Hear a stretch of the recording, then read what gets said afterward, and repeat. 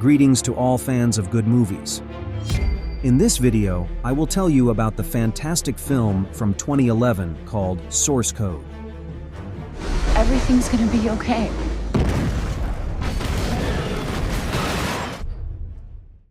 Captain Coulter Stevens wakes up on a train bound for Chicago. His head is a mess. He doesn't understand how he ended up in the carriage and doesn't recognize anyone around him. A stranger sitting across from him strikes up a conversation, and during the chat refers to him as Sean several times. This all seems very strange to our character. He tells the stranger that she's mistaken him for someone else. After all, his name is Captain Stevens, and he's a helicopter pilot in the US Army on a mission in Afghanistan. These words only amuse the girl. She thinks her acquaintance Sean is just joking around. After wandering around the carriage and talking to passengers, the captain becomes convinced of the reality of what's happening. Returning to his seat, he notices a strange reflection in the window. Then, after going to the bathroom, he sees an unfamiliar man in the mirror. Overcoming his shock, the captain also finds a school teacher's ID card in his pocket, Sean Fentress. Apparently, he's seeing the face of this man in the mirror. The stranger tries to help her friend. Seeing his strange behavior, she suggests getting off at the next stop and calmly figuring everything out together. Comforting the man, she also reassures him that everything will be okay. After these words, a powerful explosion occurs on the train. Everyone dies. After the explosion, the captain wakes up in a dimly lit cabin of a combat helicopter, securely strapped to the seat. A woman he doesn't know speaks to him over the voice communication system, asking about what happened on the train. The captain struggles to answer the questions and, first and foremost, tries to make sense of what's happening. Soon, video communication is established in the cabin. The woman in uniform tells him to focus solely on his mission right now, specifically to find the explosive device on the train and identify the bomber. To do this, the captain needs to return to the carriage 8 minutes before the explosion. Wait, no, This time, waking up on the train, Stevens thinks he's in a very realistic software simulation. The same pleasant stranger sits across from him, and the same events unfold around him as before. With this thought, the captain sets out to complete his mission. Remembering where the explosion occurred, he quickly finds the explosive device in one of the ventilation shafts. Looking at the bomb, Stevens realizes that the detonation was done remotely using a mobile phone. To find the bomber, the captain returns to the carriage and, believing he's in a simulation, starts acting more decisively. He introduces himself as a security agent and orders all passengers to immediately turn off their mobile phones. I need you to turn that off. Why don't you show me that ID again?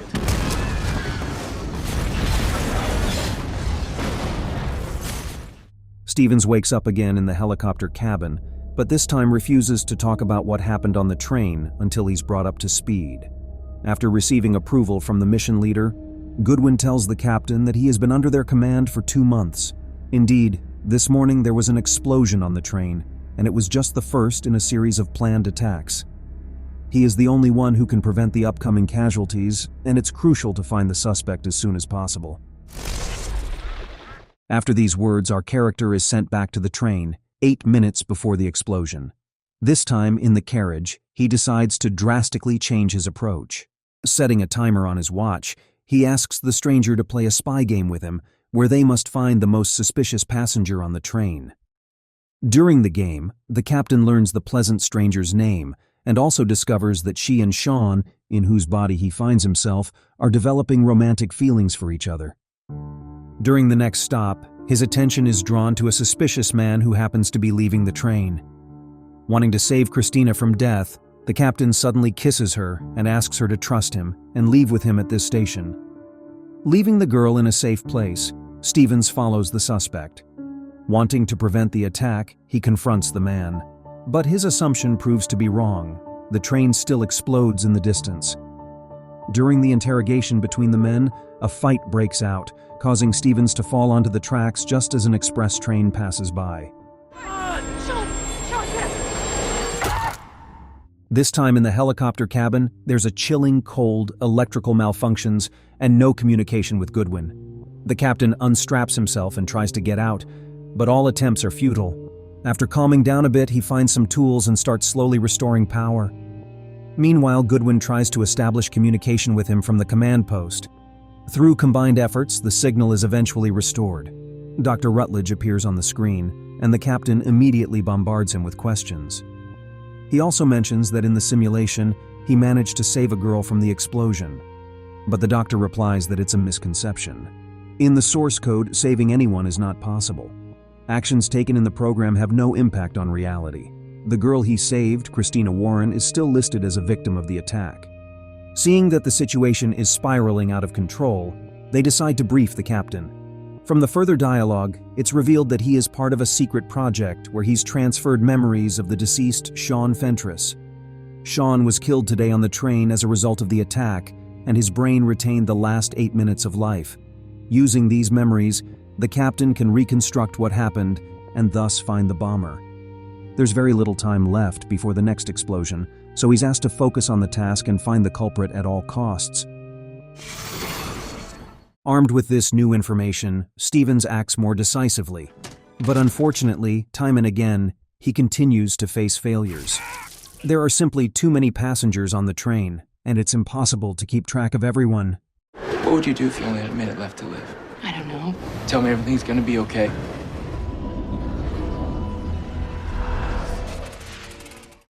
Desperate, the captain begins to contemplate his situation.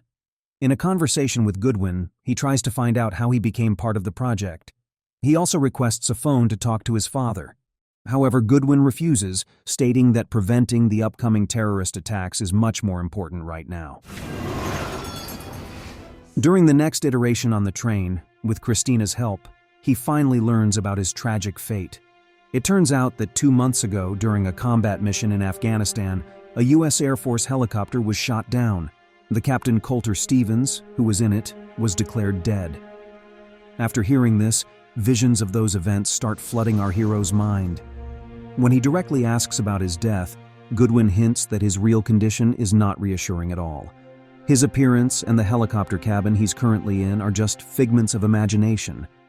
In reality, he's in a life support capsule, and only part of his brain continues to function. At this moment, Rutledge intervenes in the conversation. He promises to end the captain's suffering and disconnect him from the system in exchange for the terrorist's name. As motivation, he also plays a recording for the captain with his father, where his father expresses how proud he is of his deceased son. This brings results. Stevens agrees to the deal. Returning to the train, he once again changes his approach and, using the phone connected to the bomb, tries to identify the bomber.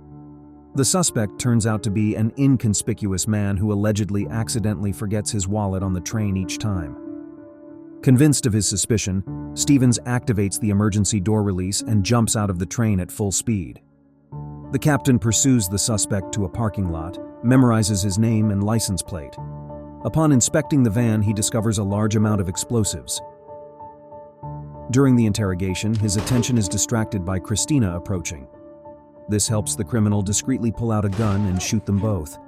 He then flees the scene and somehow still manages to detonate the train. Christina, everything's gonna be okay. Upon waking up, Stevens immediately provides information about the bomber and describes his vehicle. Soon, the authorities successfully apprehend the suspect, preventing further attacks. Thus, the source code project achieved a 100% success rate. Senior officials congratulate Rutledge and promise significant funding increases for his project. The captain is simply thanked for his service.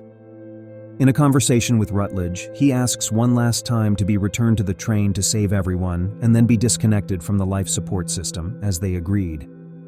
However, the project leader secretly reneges on the deal since Stevens is his only candidate capable of entering the source code. He orders Goodwin to wipe the captain's memory and prepare him for the next possible mission. In a candid conversation, Goodwin sympathizes with our character. Breaking the leader's orders, she decides to send him back to the train one last time, promising to disconnect him from life support exactly 8 minutes later. It was an honor, Captain. I'm gonna save her, Goodwin. Stevens finally gets everything right in the train simulation. He first arranges a date with Christina, then disables the bomb by deactivating the additional detonator. Meeting the bomber, he quickly apprehends him and informs the police about his awful plan. With the remaining time, Stevens sends a long message to Goodwin and then calls his father.